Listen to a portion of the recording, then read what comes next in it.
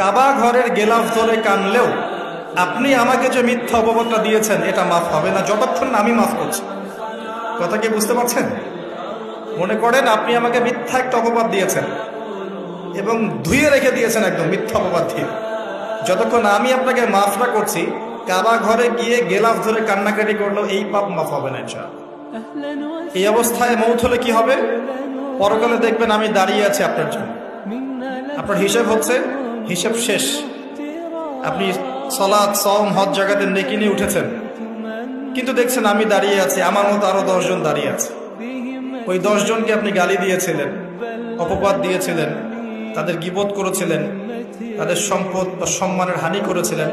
এখন কিয়ামতের মাঠে আপনার নেকি দিয়ে এই ঋণ শোধ করতে হবে, অন্য কোনো অপশন নেই। আর যদি নেকি শেষ হয়ে যায় তখন কি হবে? তখন আমার আমলনামা থেকে কিছু গুনাহ আপনাকে নিতে হবে। আল্লাহ পাক ন্যায় বিচারক।